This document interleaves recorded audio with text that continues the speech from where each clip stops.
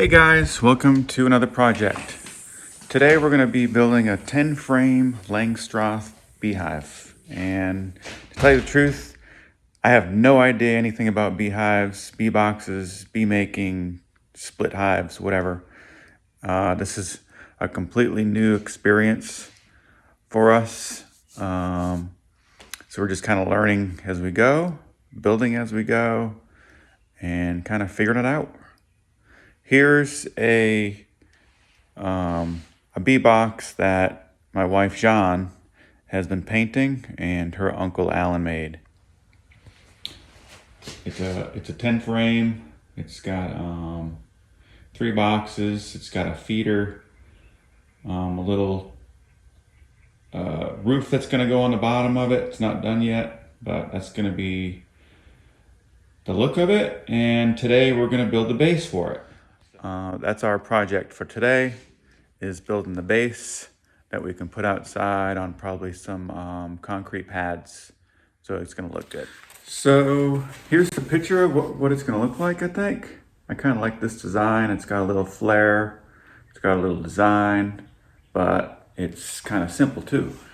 So I went and took my measurements of the bee box base and got me a cut list of all the parts I need. So we're going to go ahead and use pressure treated material, and I'm going to go ahead and cut all the parts that we need for this. And just before we start, I just want to let you guys know that the most important rule in using power tools machinery is to use safety glasses. Here we go.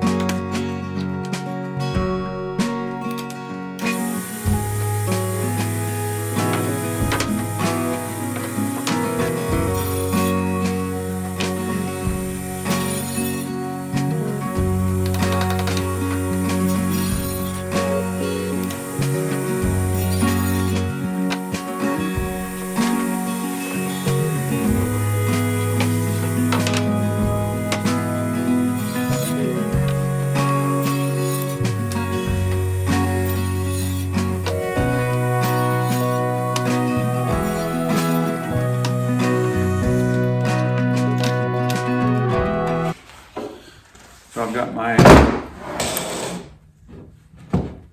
top frame here, and I've got my legs cut out here. And now I'm gonna go ahead and mill everything up, kind of fine tune everything and cut some notches out. We're gonna do like a 4-degree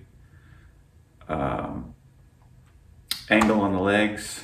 So I'll show you how to do that now. So it looks like some of this material is it's not all uniform, so I'm going to go ahead and clean everything up, mill it all up, get it all at 5.5 inches wide, and I'm going to use the joiner and the table saw to do that.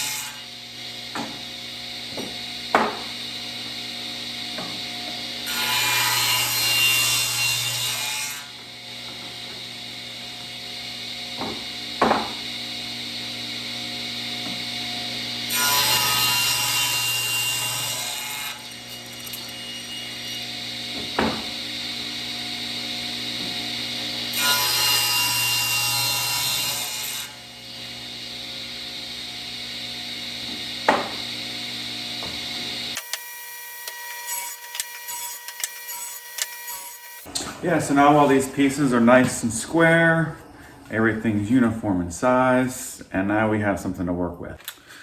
So now we're gonna start milling our legs. We're gonna take a leg and we're gonna cut a 4° at the top and a 4° at the bottom. That way they sit level when it's all together. And it's gonna be 18 inches total from long point to long point.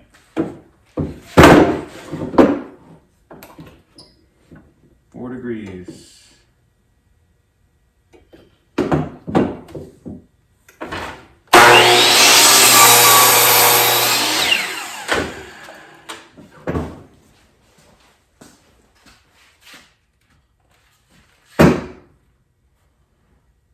Okay, so now that's all cut. Now we just need to make a notch for our aprons to sit into. Okay, so we're gonna measure 4 13/16. Okay, now we can take our square and we can measure off that. Since that's at 4°, we're gonna get that 4° angle right here. And we want to come down 5.5 inches.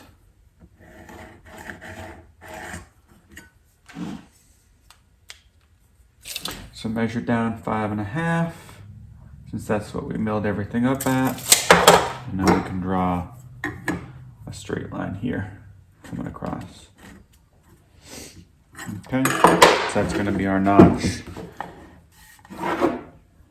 If you can see that. To accept our apron. All right, so I like to use, anytime I can, I like to get a straight cut. And instead of using like a jigsaw or a reciprocating saw or a skill saw, I like to use a tapering jig to get like different degrees out of. So we're gonna use the table saw and we're gonna use this tapering jig, and we can just measure off the fence. So we're at 7 3/4 here, and you want to adjust your angle. I think I have it. 7 3/4 to the bottom line, 7 3/4 to the top. So now I know I have a straight line. And I don't want to cut all the way to my mark, or I'm going to have a curved line on the other side. I want to stop probably an inch before I get to that bottom line here. So we're going to go ahead and cut all these because they're all the same. We can flip-flop them in whatever corner we need.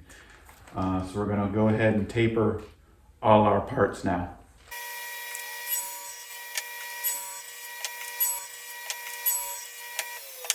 And what I did is I made a pass,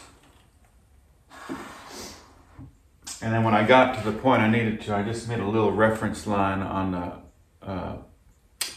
table saw fence, and that way I don't have to mark out all these, and I can just slide it up to the line, and they're all the same. Now what I need to do is cut this notch out here and probably finish it off with the jigsaw. So now that we have these cut out, we can go ahead and clean them up with the jigsaw.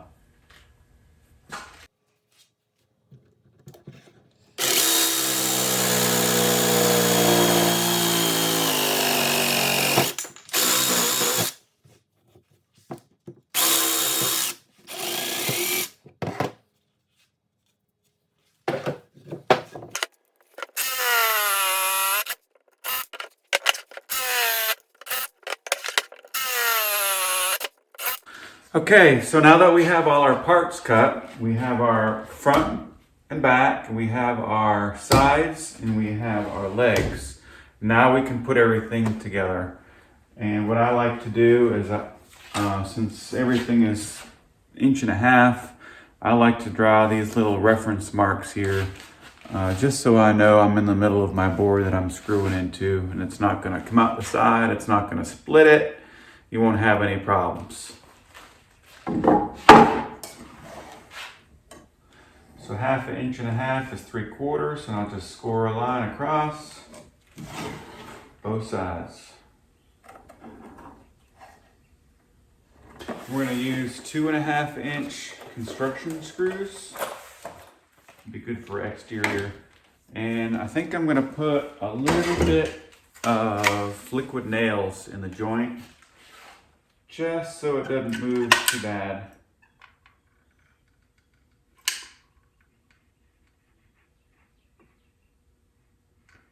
Why not, right?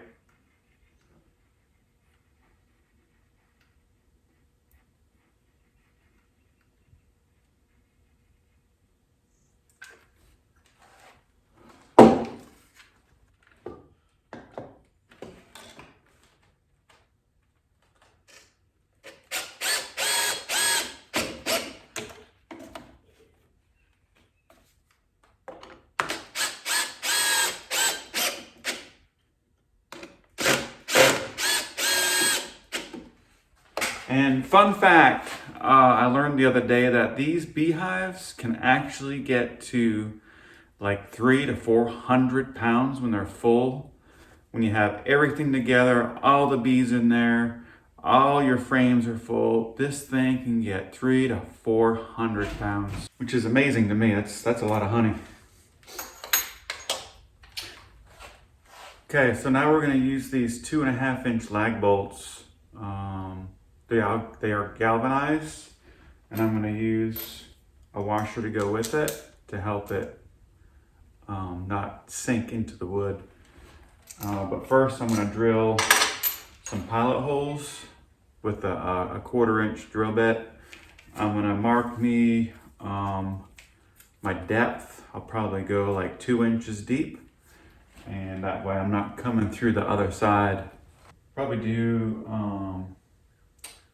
2 at the top and 1 at the bottom.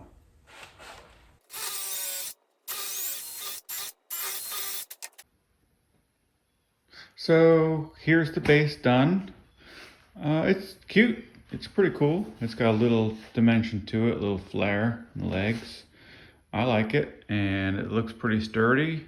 Liquid nails, lag screws, 2x6s all around. It's a pretty solid piece. Now let's put the bee box on top and see how that looks. All right, so there it is on the base. Yeah, it looks pretty good. It's at a good height, good working height. I might put some pieces on the side and the back. You know, in case it slides, I might just put a little cleat on there to keep it, you know, so it doesn't blow around, which I don't think so. If it gets a capacity at 300 pounds, it's not going to go anywhere. So there you go. Now we got to make a little pad outside with some stone, and we'll go from there. So I'm going to show you that next.